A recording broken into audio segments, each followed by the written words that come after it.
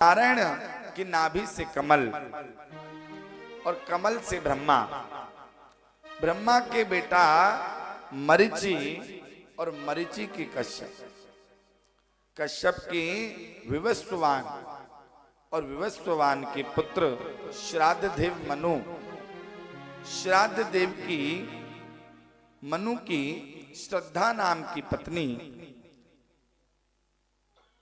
से एक बिटिया हुई।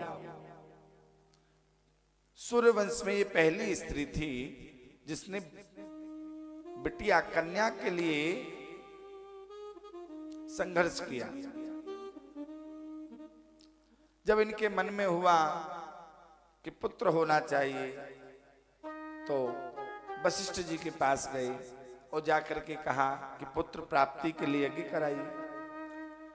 यज्ञ कराया, ब्राह्मणों ने पुत्र प्राप्ति के लिए यज्ञ किया, लेकिन रानी बोली ब्राह्मणों से कि देखो मुझे चाहिए पुत्री और राजा को चाहिए पुत्र,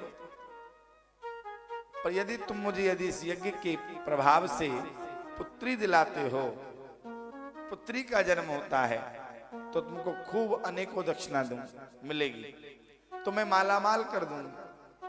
अब ब्राह्मणों ने ठीक है मंत्र पलट दिए, होना था कर रहे थे पुत्र के लिए यज्ञ, हो गई पुत्री।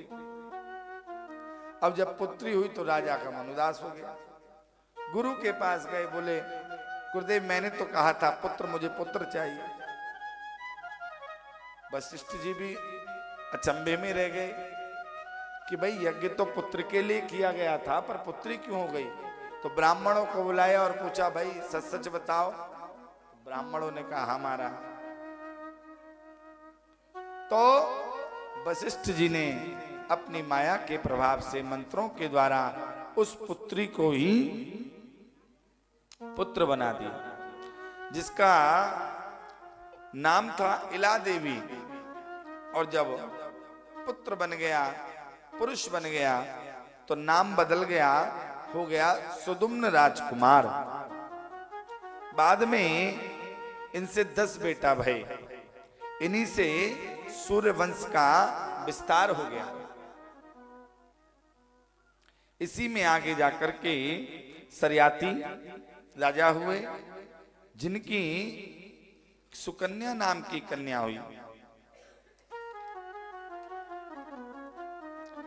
एक बार अपने पिताजी के साथ में वह जंगल में गई, शिव जी का दर्शन करने के लिए सभी पधारे थे। प्रेम से बोले। और जब जंगल में गई तो अज्ञानवश उसने देखा कि कोई माटी का ढेर है और उसमें से कुछ चमक रहा है। तो उसने एक कुशाली और उस जुगनू की तरह जो चमक रहा था उसमें वो कुशा कर दी, जिससे जो चवन ऋषि तपस्या में बैठे हुए थे उनके नेत्र फूट गए और रक्त बहने लगा। जब रक्त बहने लगा तो वह डर गई और वहां से चली गई। इधर में जब संत का अपराध हुआ तो जो सारी राजा की सेना साथ में थी सबका स्वास्थ्य बिगड़ गया, तबीयत खराब हो गई सब। अब तो सब डर गए, क्या हुआ क्या हुआ। किसी ने कहा कि जरूर किसी संत का अपराध हुआ है, क्योंकि मानसकार भी लिखते हैं जब गुरु बृहस्पति का देवराज इंद्र ने अपमान किया था तो सुन सुरेश रघुनाथ शोभाऊ, सुन सुरेश रघुनाथ शोभाऊ, सुन सुरेश रघुनाथ शोभाऊ, सुन सुरेश रघुनाथ सुबाऊ। निज अपराध दिसहि नहीं काहू, निज अपराध रिसे नहीं गाओ। जो अपराध भगत कर करही, जो अपराध भगत कर करही। राम रोष पावक सो जरही, हे राम रोष पावक सोच रही। श्री राम जय जय राम, श्री राम जय जय राम। हाँ श्री राम जय जय राम। श्री राम जय जय राम। बोल गोविंद भगवान की की जय। तब पता लगाया क्या हुआ, तो पता लगा कि मेरी पुत्री ने, एक ऋषि तपस्या में बैठे थे च्यवन ऋषि, उनके नेत्रों को फोड़ दिया। कन्या को साथ में लेकर के गए और जाकर के उनके चरणों में प्रणाम किया, क्षमा याचना मांगी और अपनी पुत्री सुकन्या का विवाह च्यवन ऋषि के साथ कर दिया कि अब तुमने इनका अपराध किया है, इसलिए तुम इनकी सेवा करो। सुकन्या सेवा करने लगी। राजा उनको वहां छोड़ करके अपने नगर के लिए चले गए। अब एक बार अश्विनी कुमार उनके यहाँ आए। ऋषि ने कहा तुम मुझे व्यवस्था दे दो तो मैं तुमको ग्रहम ग्रीशे सोमयस्य यज्ञे वामप्य सोमयो क्रियताम मे वयो रूपम प्रमदानाम यदीप्सितम। यदि तुम मुझे युवा अवस्था दे दोगे तो मैं तुम्हें सोमरस का भाग दूंगा। अश्विनी कुमारों ने ऐसा ही किया और उनको एक सिद्ध कुंड में स्नान कराया। दोनों ने युवा अवस्था प्राप्त की।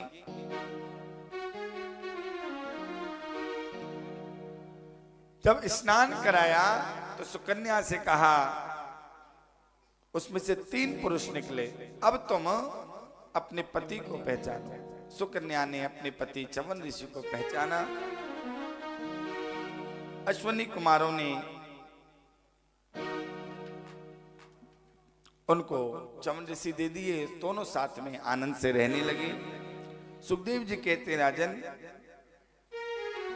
इसी में आगे जाकर के रेवत महाराज हुए और उनकी पुत्री हुई रेवती, जिनका विवाह बलराम जी के साथ में कराया गया। और इसी वंश में आगे जाकर के नवग हुए, नवग के नाभाग हुए और नाभाग के महाराज अम्बरीश हुए। तो अम्बरीश जी कैसे थे? अम्बरीश भगवान के अनन्य भक्त थे। सुखदेव जी कहते हैं,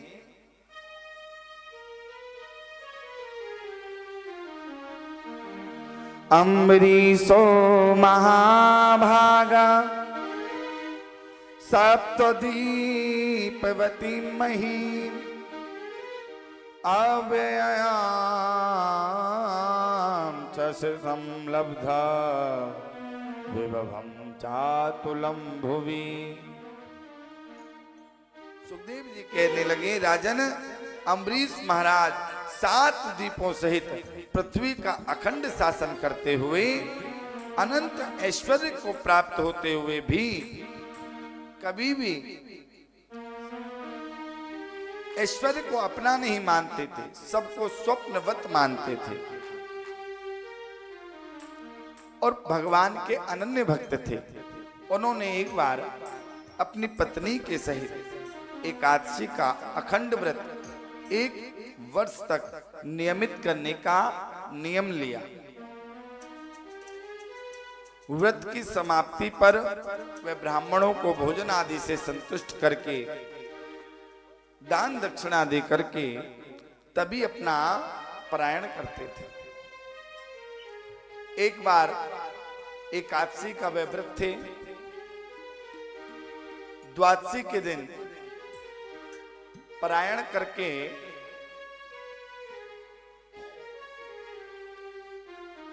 पलायन करने के लिए जा रहे थे, तभी वहां पर दुर्वासा ऋषि आ गए। दुर्वासा ऋषि को देख करके प्रणाम किया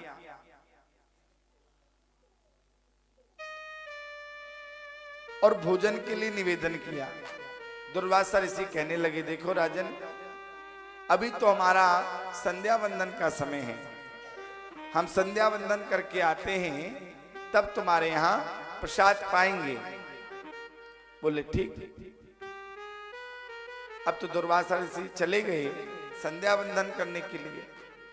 इधर में ब्राह्मण बोले कि महाराज, अंभसा केवले नाथ करिष्ये व्रत पारणम। महाराज,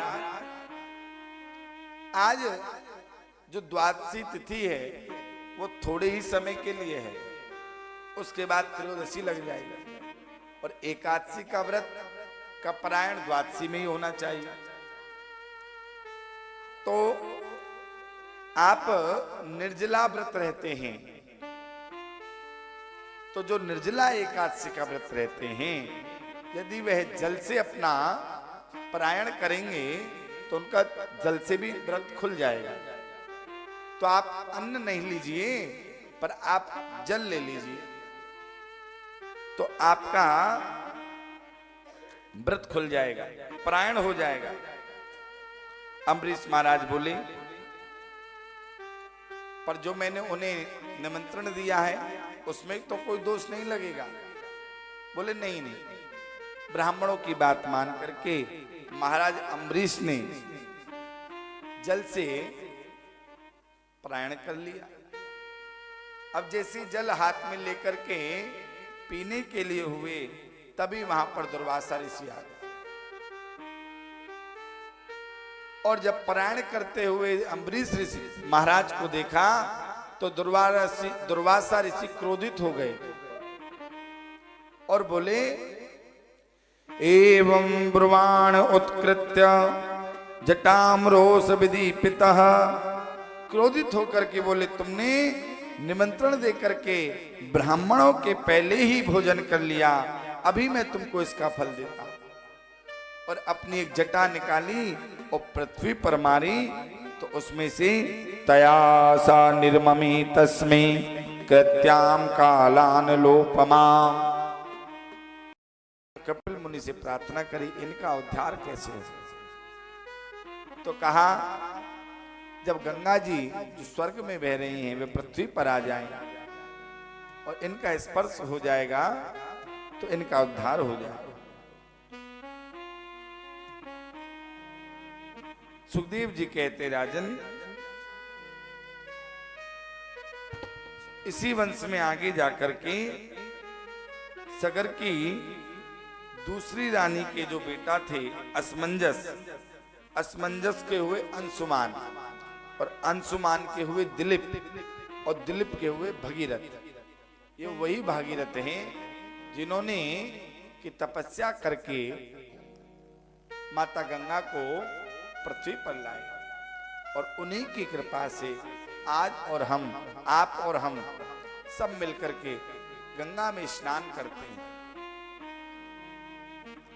और अपने किए हुए पुण्य पापों को छोड़ आते हैं। प्रेम से बोले, बोले गोविंद भगवान की जय। तरण तारिणी मां गंगा की कृपा। तो इसी में सबने तपस्या करी, पर कोई भी माता गंगा को नहीं ला पाई। तो भगीरथ जी ने जब तपस्या की तो गंगा जी प्रसन्न होकर के बोली, को अपि धारोयिता वेगम पतन्यामे मही तले। गंगा जी बोली, भगीरथ, मैं तुम्हारी तपस्या से प्रसन्न हूं और मैं पृथ्वी पर भी आ जाऊंगी, पर मेज में मेरा जो वेग है वो इतना तीव्र है कि मेरी धारा जब पृथ्वी पर गिरेगी तो पृथ्वी को फोड़ करके पाताल में चली जाएगी। यदि कोई मेरा वेग धारण करे तो मैं पृथ्वी पर आ सकती हूं, और मेरा वेग धारण करने की क्षमता केवल भोलेनाथ में है, इसलिए तुम उनकी तपस्या करो। फिर भोलेनाथ की तपस्या करी, भोलेनाथ प्रसन्न हुए, उनकी प्रार्थना को मान करके भोलेनाथ ने गंगा जी को अपने शीश पर धारण किया। फिर अपने शीश में से एक जटा खोली, वही जटा में से गंगा जी की धारा बहती हुई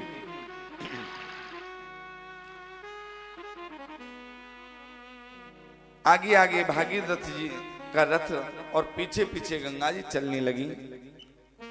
रास्ते में जनू ऋषि के आश्रम में यज्ञ की सामग्री को जब गंगा जी ने बहा दिया तो जनू ऋषि इनको पान कर गए।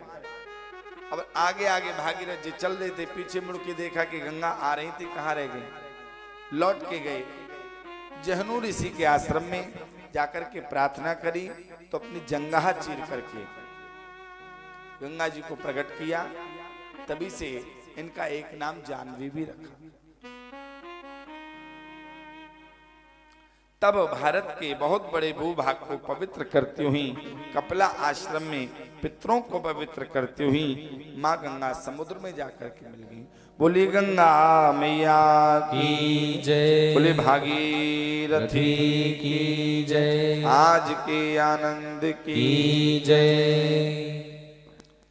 सुखदेव जी कहते हैं राजन, भगीरथ के ऋतुपर्ण हुए और ऋतुपर्ण के सौदास और सौदास के अस्मक, अस्मक के नारी कवच और नारी कवच के खटवांग और खटवांग के दिलप, दिलीप और दिलीप के रघु और रघु के अज और अज के महाराज दशरथ।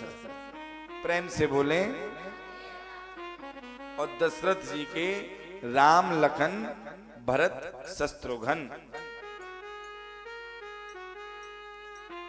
सुखदेव जी कहने लगे, खटवांग दीर्घबाहुश्च रघुस्तस्मात् थुस्रवः अजस्ततो महाराजस्तस्मादश्रथो भवत्। इस प्रकार सुखदेव जी ने कहा तो परीक्षित बोले, हे सुखदेव जी, अब आप मुझे सूर्यवंश का वर्णन करके सुना रहे हैं। सुखदेव जी कहने लगे, हाँ, पर सूर्यवंश का वर्णन मैं तुमको सूक्ष्म में ही सुनाऊं, क्योंकि सूर्यवंश का जो वर्णन है बड़ा 100 वर्ष तक भी हम कथा कहें तो भी पूरा नहीं होगा, बहुत बड़ा है, इसलिए सूक्ष्म में ही सुनो। बोले गोविंद भगवान की जय। सुखदेव जी बोले, राजन, महाराज दशरथ के 3 रानियां थी, कौशल्या, केकई और सुमित्रा, परंतु संतानहीन थे, कोई भी संतान नहीं थी। संतान दुख से दुखी रहते थे। एक बार सभा में बैठे हुए थे, दर्पण में अपना मुख देखा तो लगा कि चौथापन आ रहा है, कान के पास में बाल सफेद हो रहे हैं, पर कोई पुत्र नहीं है। तो मन में गिलानी हुई और एक बार भूपत मन माही, ओ एक बार भूपत मन माही, भई गिलाने मोरे सुत नाही, और भई गलानी मोरे सुत नाही। सोचने लगे कि मेरे कोई संतान नहीं है, कोई पुत्र नहीं है, क्या करूं? मन में आया गुरु के यहाँ चलो। गुरु गृह गया वो तुरत महिपाला। गुरु ग्रह गयो तुरत महिपाला। जोर पाने करे विनय विशाला। चरण लागे कर विनय विशाला। सब गुरु से कहने लगे निज दुख सुख सब गुरुए सुनायो। निज दुख सुख सब गुरुए सुनायो। कह वशिष्ठ बहु विद समझायो। कहे वशिष्ठ बहु विद समझायो। बोले गोविंद भगवान की जय। जाकर के जब अपना दुख बताया तो गुरुदेव बोले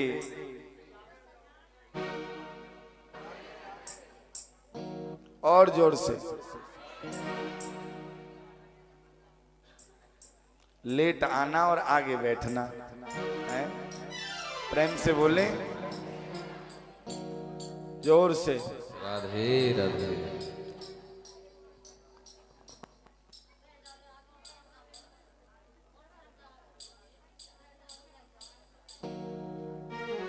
बोले गोविंद भगवान की जय। कहा गुरुदेव कोई संतान नहीं है, हृदय बड़ा दुखता है।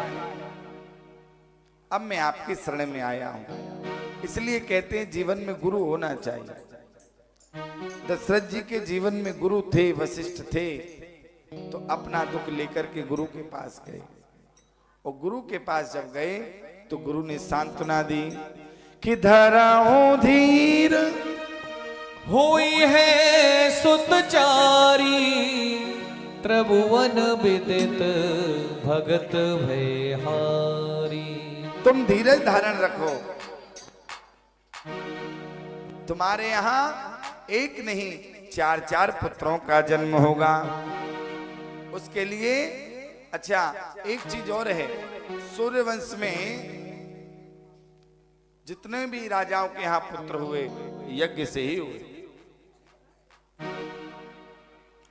तो यज्ञ कराया गया। श्रृंगी ऋषि वशिष्ठ बोलावा। हे श्रृंगी ऋषि वशिष्ठ बोलावा। श्रृंगी ऋषि वशिष्ठ बोलावा। श्रृंगी ऋषि वशिष्ठ बोलावा। पुत्रिका में शुभ यज्ञ करावा। हे पुत्र काम शुभ यज्ञ करावा। श्रृंगी ऋषि को बुला करके यज्ञ कराया। उसमें से अग्निदेव प्रसन्न हुए और एक हवि को लेकर के, खीर को लेकर के प्रकट हुए और कहा इसको जाकर के आप अपनी रानी को खिलाइए, आपके पुत्र होंगे। अर्ध भागे कौशल्य ही दीना। अर्ध भाग कौशल्य ही दीना। उभय भाग आधे कर कीन्हा। उभय भाग आगे कर कीना। के कई कहन पे सो दयाओ। दयो सोवे भाग पुनि भयऊ। कौशल्या के कई हाथ धरी। दीन सुमित्र मन प्रसन्न करे।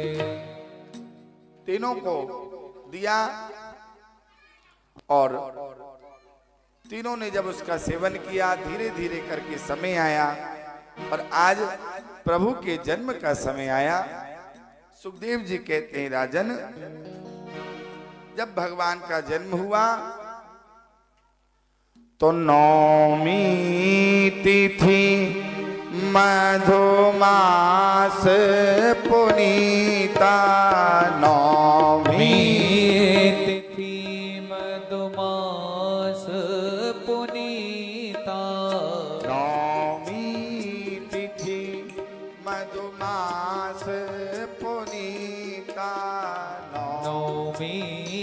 तिथि मधुमास पुनीता शुक्ल पक्ष अभिजित हरि प्रीता हे शुक्ल पक्ष अभिजित हर प्रीता मध्य दिवस अति शीत न धामा मध्य दिवस अत शीत न घामा पावन काल लोक विश्रामा पावन काल लोक विश्रामा।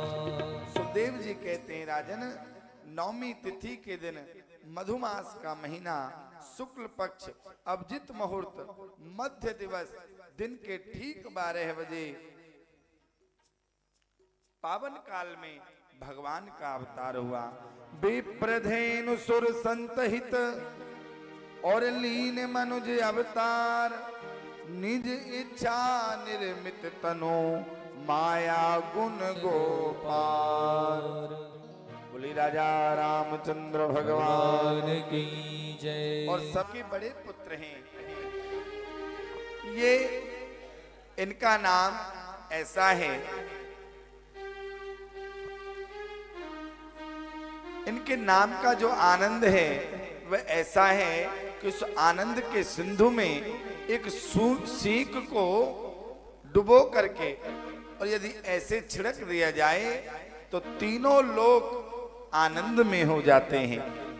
तो जो सुख धाम राम अस नामा सुख धाम राम अस नामा जिनके नाम को बोलने में सुख की प्राप्ति होती है, इसलिए जो सुख धाम राम अस नामा जो सुख धाम राम अस नामा अखिल लोकदायक विश्रामा हे अखिल लोक दायक विश्रामा अखिल लोकदायक विश्रामा अखिल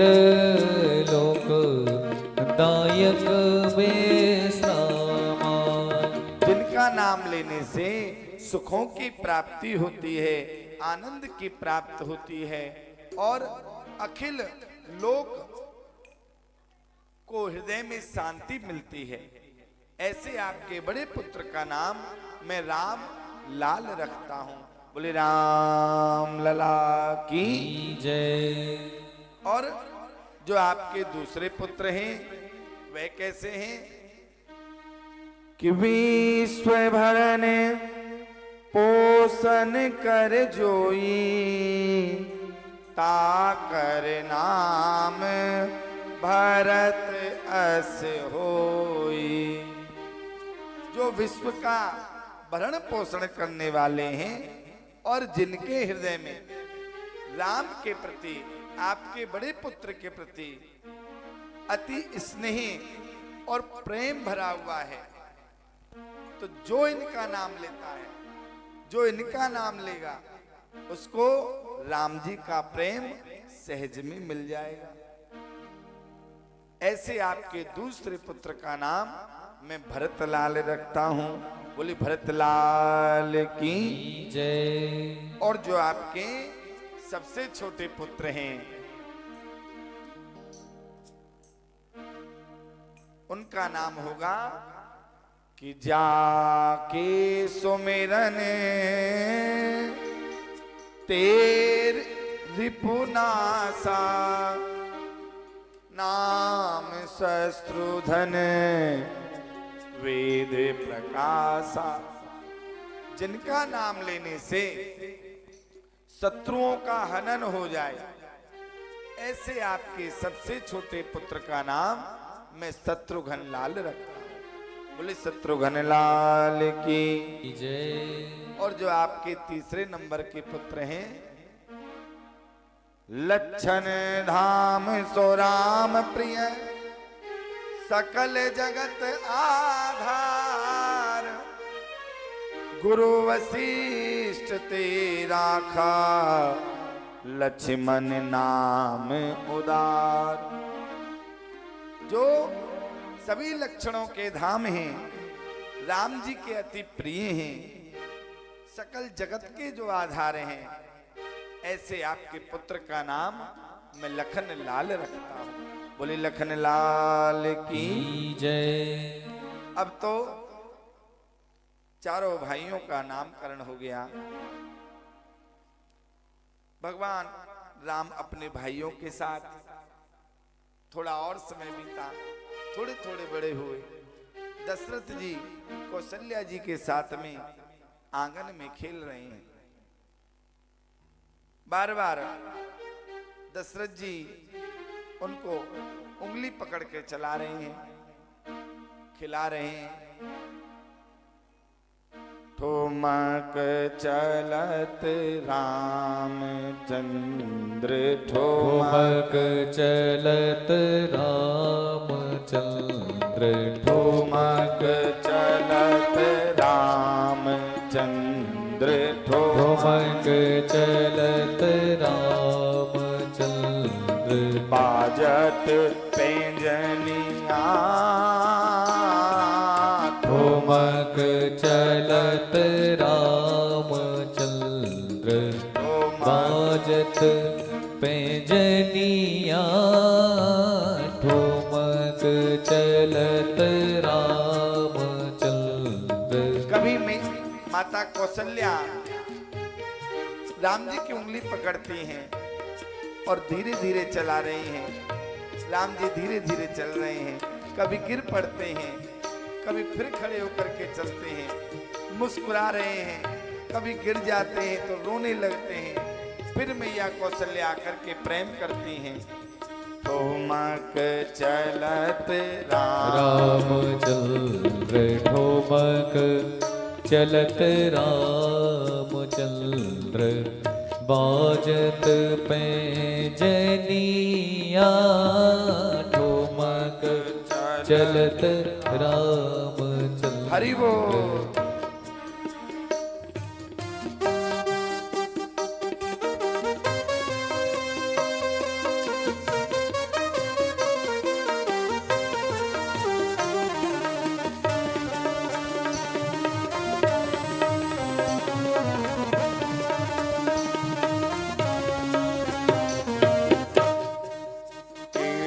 किल उठत,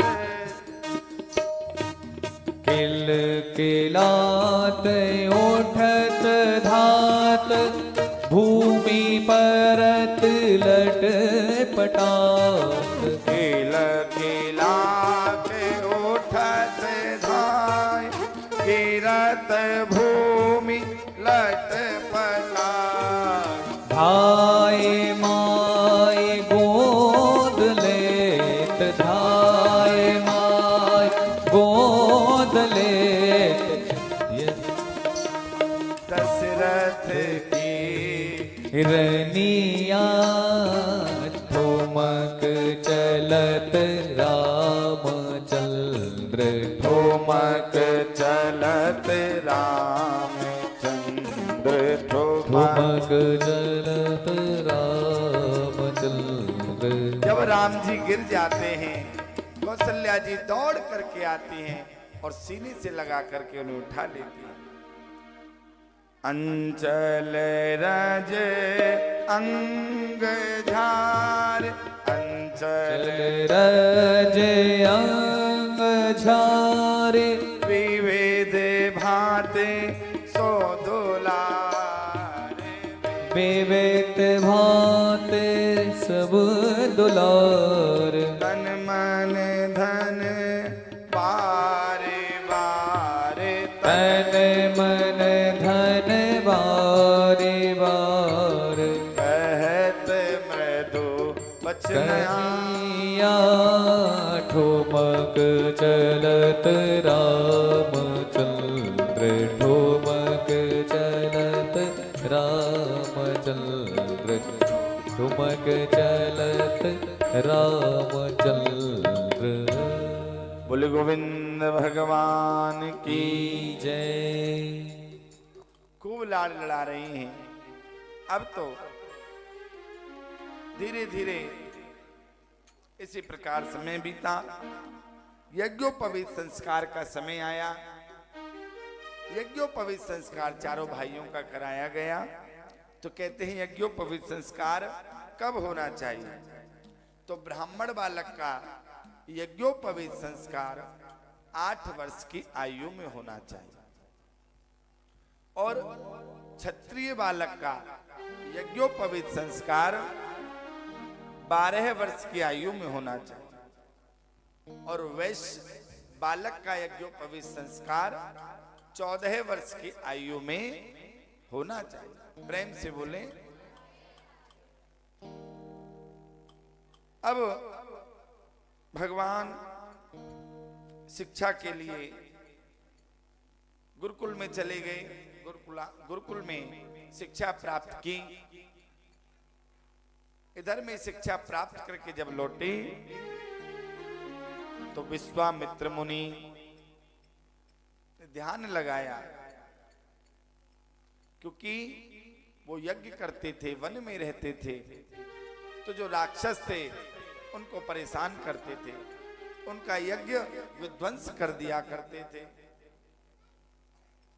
तो ध्यान लगा करके देखा तो समझ गए कि हमारी रक्षा करने के लिए भगवान ने अवतार लिया है, जो कि अयोध्या में है। तो विश्वामित्र महामुनि ज्ञानी, बसहि विपिन शुभ आश्रम जानी। तब मुनिवर मन कीन विचारा, प्रभु अवतरऊ हरन मही बारा। और मन में राम जी की अपने साथ यज्ञ की रक्षा करने की इच्छा को लेकर के चल दिए अयोध्या के लिए। और अयोध्या में जब पहुंचे, संदेश भिजवाया और राजा ने जब सुना तो मुनि आगमन सुना जब राजा, मिलन गयौले विप्र समाजा। सभी विप्र ब्राह्मणों को लेकर के आए और आप आज्ञा करिए, आप किस इच्छा को लेकर के यहाँ आए हैं? आपके कहने में देर होगी, मेरे देने में देर नहीं होगी।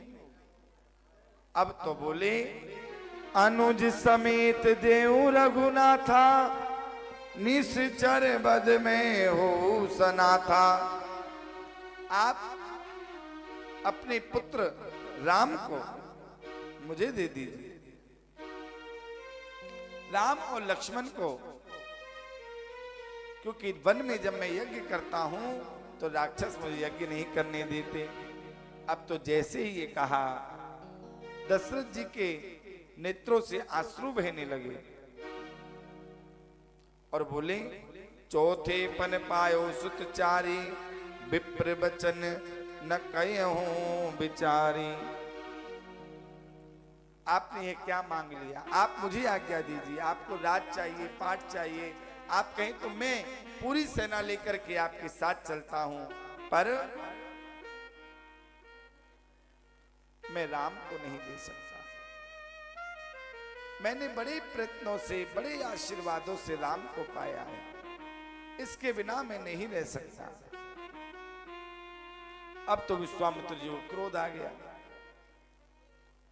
क्रोध आया तो वशिष्ठ जी ने आकर के समझाया, दशरथ जी को समझाया और आज्ञा दिलवाई।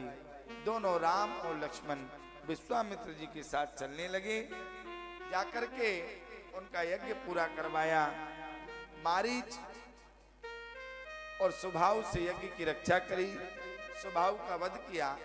मारीच को बिना फन का बाण मार करके समुद्र के उस पार भेज दिया। अब जब यज्ञ पूरा हुआ तो जनकपुर में स्वयंवर हो रहा था, उसका आमंत्रण पत्र विश्वामित्र जी के पास आया। दोनों राम लक्ष्मण को लेकर के मिथिला के लिए चल दिए। रास्ते में गौतम नारी श्राप बस, उपल दे धरि धीर, चरण कमल रज चाहती, कृपा करो रघुवीर। गौतम ऋषि की पत्नी अहिल्या का उद्धार प्रभु श्री राम के द्वारा करवाया। उनकी चरण रज लगने से अहिल्या जो पाषाण की बनी हुई थी वह पुनः दिव्य सुंदरी बन गई और अपने पति लोक को चली गई। बोलिए प्रभु श्री सीताराम भगवान की जय। अब तो जनकपुर में जब पहुंचे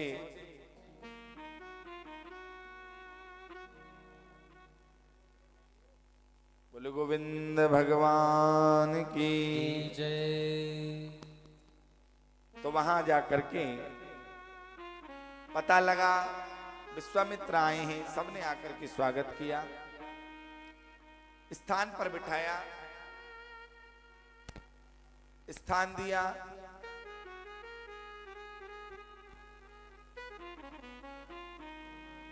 और आज राम जी लखन जी के साथ में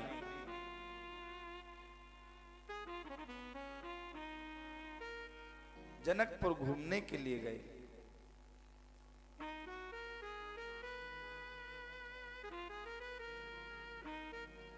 राधे राधे प्रेम से बोले।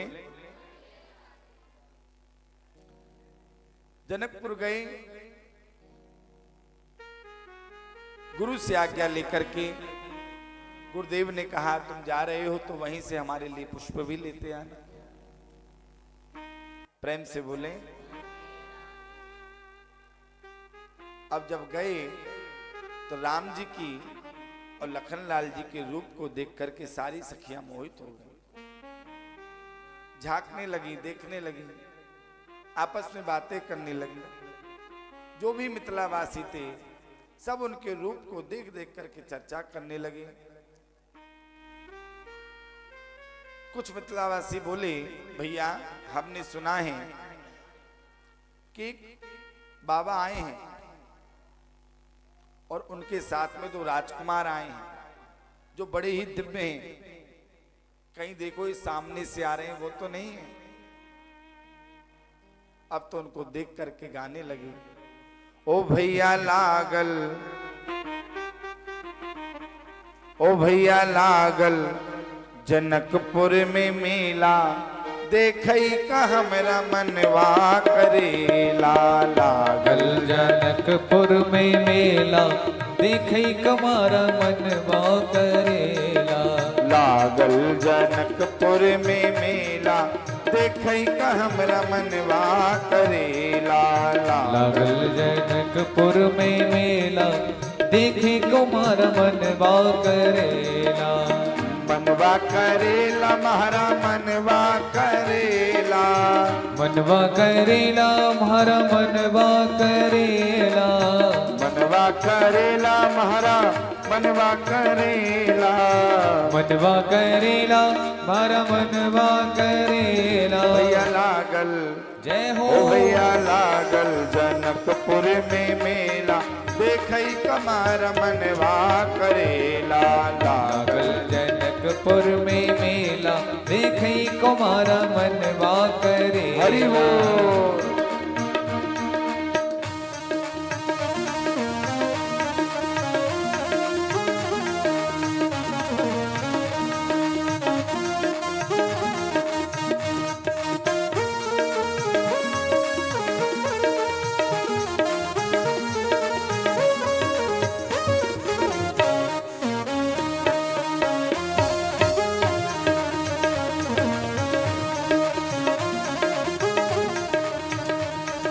भैया मेला तो लगा हुआ है, बड़ा आनंद भी आ रहा है, पर तुम्हें पता है कुछ कि क्या कि हमने सुना है पूरब दिशा सो एक साधु बाबा आई है।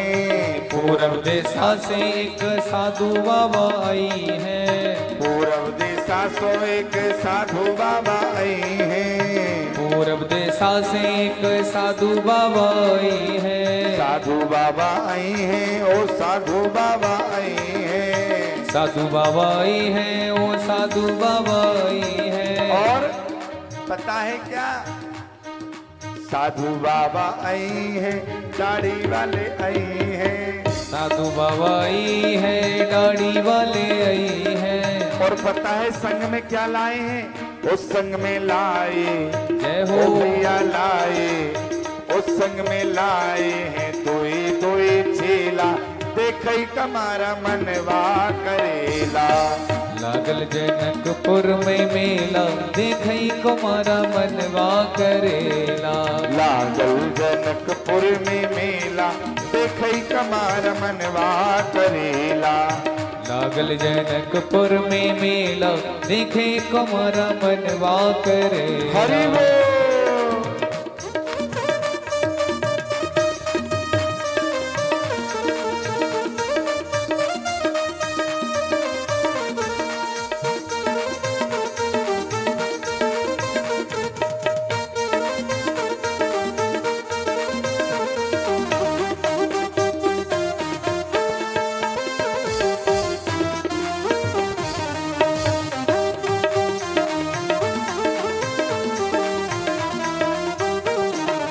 दो चेला लाए हैं, और जो वो चेला लाए हैं पता है वो कैसे हैं, कि कैसे हैं। एक श्यामल एक गौर मनोहर, एक श्यामल एक गौर मनोहर। एक श्यामल एक गौर मनोहर। एक श्यामल एक गौर मनोहर। एक तो श्याम वर्ण के हैं और एक गौर वर्ण के हैं, और दोनों ही ऐसे हैं कि उन्हें देखते ही रहो, देखते देखते उन्हें नजरें हटाने का मन नहीं होता। क्यों? जिन्हें देख देख, जिन्हें देख देख, जिन्हें देख देख, ऐसे नहीं, उठाओ दोनों हाथ, हो जिन्हें देख देख, हो जिन्हें देख देख, जिया लल चेला, देखई कमारा मनवा करेला। लागल जनकपुर में मेला, देखई कमारा मनवा करेला। लागल जनकपुर में मेला, देखई कमारा मनवा करेला। लागल जनकपुर में मेला, देखे कमारा मनवा करेला।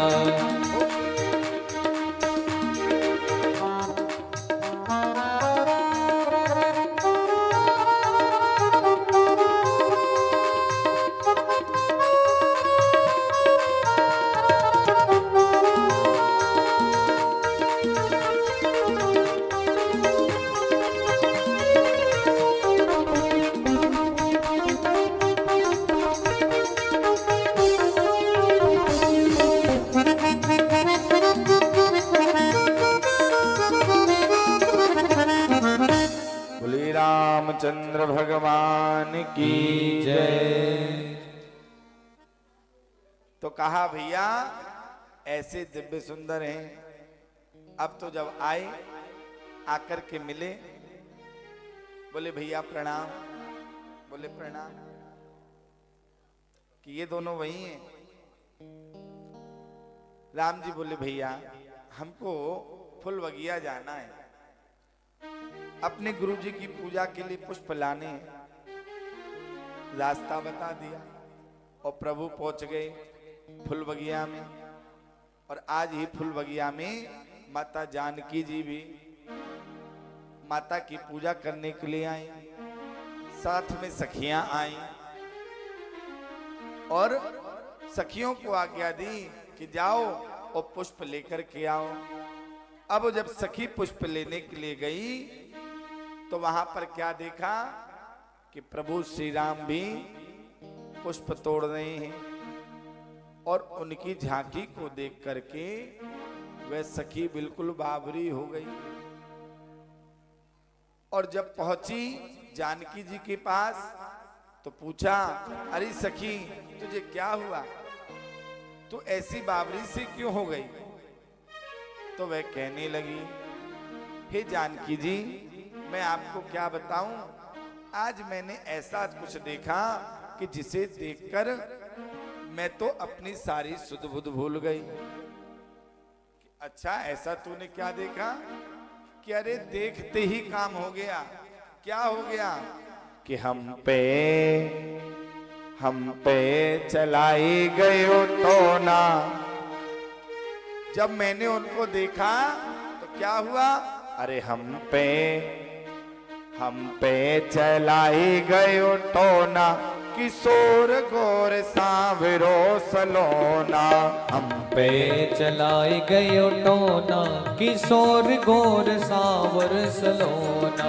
हम पे चलाई गयो टोना, किशोर गोर सांवरो सलोना। पे चलाई गयो टोना, किशोर गोर सांवरो सलोना। सांवरो सलोना, सांवरो सलोना। सांवरो सलोना, सांवरो सलोना। सांवरो सलोना, सांवरो सलोना। सांवरो सलोना, सांवरो सलोना। हम पे जय हो। हम पे चलाई गयो टोना, किशोर गोर सांवरो सलोना। हम पे चलाई गयो टोना, किशोर गोर सांवर सलोना। हम पे चलाई गयो टोना, किशोर गोर सांवरो चलोना। हम पे चलाई गयो टोना, किशोर गोर सांवरो सलोना। हरि बोल। दोनों हाथ उठा करके झूमते हुए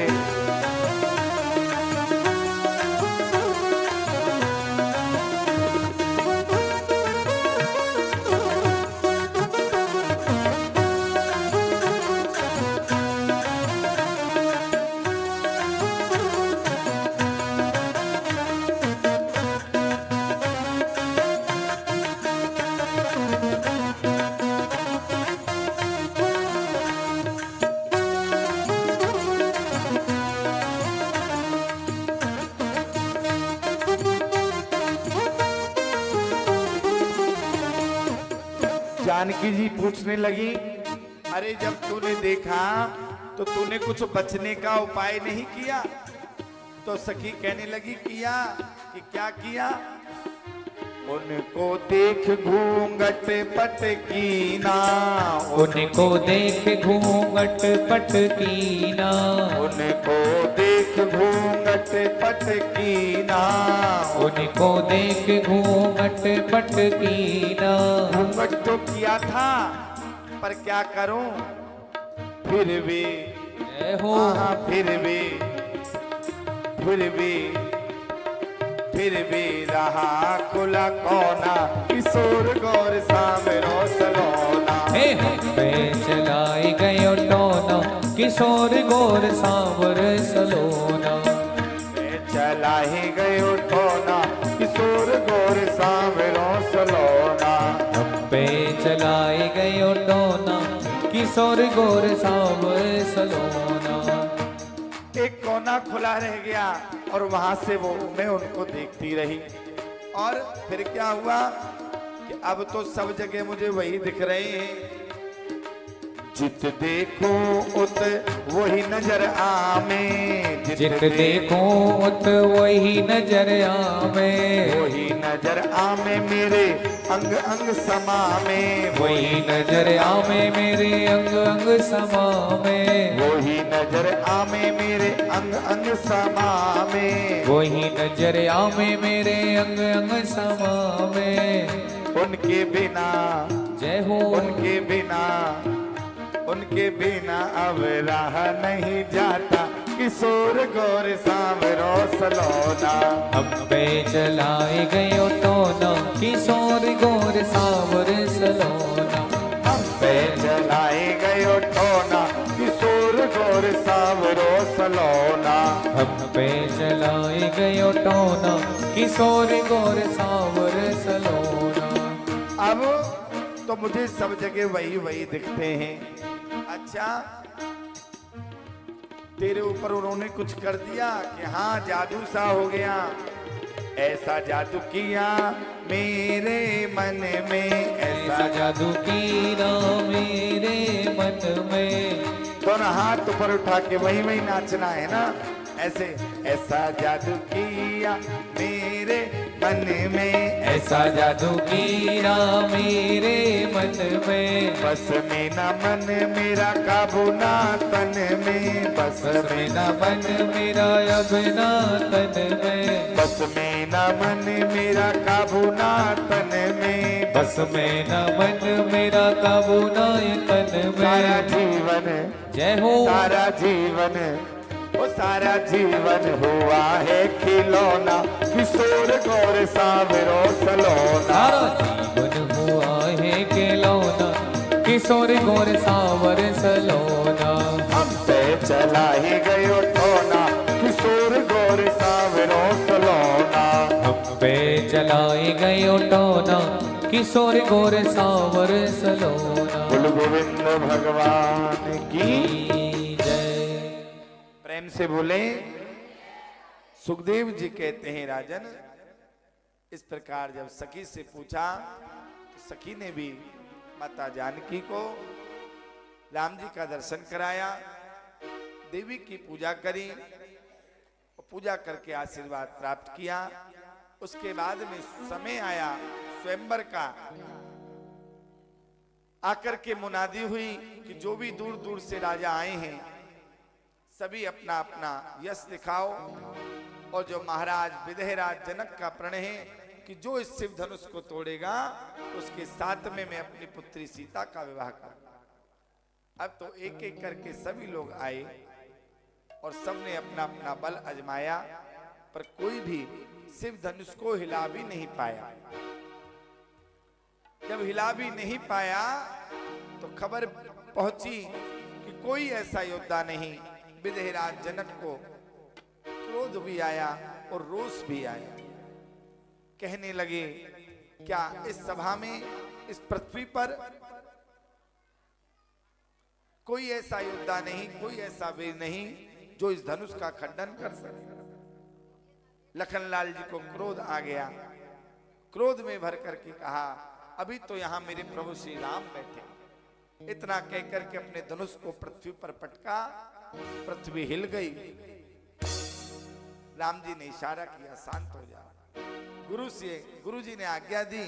गुरु की आज्ञा मान करके राम जी खड़े हुए और धीरे धीरे चल करके धनुष के पास पहुंचे और जो ही हाथ में लिया, धनुष को उठाया और दो भागों में उसका खंडन कर दिया। बोली सीताराम भगवान की जय। और धनुष को तोड़ करके जिस स्थान पर धनुष रखा था उसी स्थान पर खड़े हो गए। इधर में हर्ष का सब पूरे मिथिला में हर्ष छा गया। सखियां जानकी जी को लेकर के आई और जानकी जी अपने हाथों में माला लेकर के आई। कवि लोग कविताएं गाने लगे। हम भी आइए इस एक ही भजन में राम जी और जानकी जी के विवाह का प्रसंग श्रवण करेंगे। उसके बाद में फिर सीधे भगवान श्री कृष्ण के अवतार के लिए प्रवेश करेंगे। तो सभी भाव से ऐसा भाव बनाते हुए हृदय में कि राम जी और जानकी जी का विवाह हो रहा है, उस भाव से यह भजन श्रवण करेंगे। तो कहा, शिव धनुष तोड़ा राम ने, शिव धनुष तोड़ा राम ने, स्वयंवर में जिस घड़ी सभी देवी देवता भी करने लागे आरती। शिव धनुष तोड़ा राम ने, स्वयंवर में जिस घड़ी सब देवी देवा करने को आरती। शिव धनुष तोड़ा राम ने, स्वयंवर में जिस घड़ी सभी देवी देवता भी करने लागे आरती। सब देवी देवता भी करने लागे आरती। जय रामचंद्र आपकी जय जय हो जानकी, जय रामचंद्र आपकी जय जय हो जानकी। जय रामचंद्र आपकी जय जय हो जानकी, जय रामचंद्र आपकी जय जय हो जानकी। सभी वेद मंत्र पढ़ रहे थे ऊंची तान से, सभी वेद मंत्र पढ़ रहे थे ऊंची तान से, सभी वेद मंत्र पढ़ रहे थे ऊंची तान से, सब वेद मंत्र पढ़ रहे ऊंची तान से, पुष्पों की वर्षा हो रही थी आसमान से, पुष्पों की वर्षा हो रही थी आसमान से, यो मंद मंद मुस्कुरा रहे थे राम जी, यो मंद मंद मुस्कुरा रहे थे राम जी। जय रामचंद्र आपकी जय जय हो जानकी, जय रामचंद्र आपकी जय जय हो जानकी, जय रामचंद्र आपकी जय जय हो जानकी। जय रामचंद्र आपकी जय जय हो जानकी। अब तो जब प्रभु ने धनुष का खंडन किया तो धनुष का खंडन करके उसी स्थान पर खड़े हो गए जिस स्थान पर धनुष रखा हुआ था। अब तो जानकी जी जब माला लेकर के आई तो जहां पर राम जी खड़े थे वह ऊंचा स्थान पहले से ही था। ऊंचा था सिंहासन जहां विराजमान थे, ऊंचा था सिंहासन जहां विराजमान थे, ऊंचा था सिंहासन जहां विराजमान थे, ऊंचा था सिंहासन जहां विराजमान थे। माथे पे मुकुट कांधे पे तरकस कमान थे, माथे पे मुकुट कांधे पे तरकस कमान थे। वो पहले से ही ऊंचा था और उसके ऊपर फिर प्रभु और फिर सिर के ऊपर मुकुट, हाथ में धनुष, तरकस। जयमाल लिए हाथ में जब आई जानकी, जयमाल लिए हाथ में जब आई जानकी, जयमाल लिए हाथ में जब आई जानकी, माल लिए हाथ में जब आई जानकी। जय रामचंद्र आपकी जय जय हो जानकी, जय रामचंद्र आपकी जय जय हो जानकी, जय रामचंद्र आपकी जय जय हो जानकी, जय रामचंद्र आपकी जय जय हो जानकी। अब जब कहते ना जब दुल्हन जयमाला के लिए आती है तो साथ में सखियां आती, तो जानकी जी के साथ भी सखियां थी। अब आकर के प्रभु को देख करके बोली कि आप ही थोड़ी दया कर दीजिए, थोड़ा झुक जाइए। एक तो वैसी जानकी जी छोटी हैं और ऊपर से आप इतने बड़े हो, खड़े ऊपर और खड़े हो गए हो। तो प्रार्थना करने लगी, झुके जइयो तनक रघुवीर लली मेरी छोटी सी, झुके जइयो तनक रघुवीर लली मेरी छोटी सी, झुक जइयो तनक रघुवीर लली मेरी छोटी सी, झुक जइयो तनक रघुवीर लली मेरी छोटी सी, वो छोटी सी छोटी सी, हो छोटी सी छोटी सी, वो झुक जइयो तनक रघुवीर जय हो लली मेरी छोटी सी, झुक जइयो तनक रघुवीर लली मेरी छोटी सी। कब सुखड़ी पग दुखन लागे, कब सुखड़ी पग दुखन लागे, दुखन लागे, हे दुखन लागे, दुखन लागे, हे दुखन लागे। कब सुखड़ी पग दुखन लागे, कब से खड़ी पग दुखन लागे, कब से खड़ी है पर तुम्हारे अंदर दया नहीं है, और तुम हो बड़ी बेटी लली मेरी छोटी सी, झुक तुम जइयो हो तनक रघुवीर लली मेरी छोटी सी, झुक जइयो जइयो तनक रघुवीर। अब राम जी सोचने लगे ये कह तो रही है पर हम कैसे झुक जाएं, हम तो क्षत्रिय हैं, हम तो नहीं झुक सकते। अब कुछ कहते नहीं, खड़े ही रहे। अब जानकी जी ने सोचा इनसे तो प्रार्थना का कोई असर हुआ नहीं, इनको तो दया आई नहीं, तो क्या करें। जब भाभियां होती हैं ना, पति से काम नहीं बनता तो फिर देवर की सहायता लेती। तो देवर लखनलाल जी की ओर देखा और देख करके कहा कि अपनी भाभी की थोड़ी सी सहायता कर दो। लखनलाल जी भी बोले जरूर करेंगे, पर सहायता क्या करनी है वो तो बताओ। तो कहने लगी, हे शेष के अवतार मुझे दे दो सहारा, हे शेष के अवतार मुझे दे दो सहारा, मैं उम्र भर न भूलूंगी एहसान तुम्हारा, मैं उम्र भर न भूलूंगी एहसान तुम्हारा। एक बार मेरी सहायता कर दो तो मैं उम्र भर तुम्हारा एहसान नहीं भूलूंगी। लखनलाल जी बोले सहायता तो कर दे, आंखों ही आंखों में बात हो रही है भाभी जी की और देवर जी की सहायता तो कर दूं, पर करूं क्या?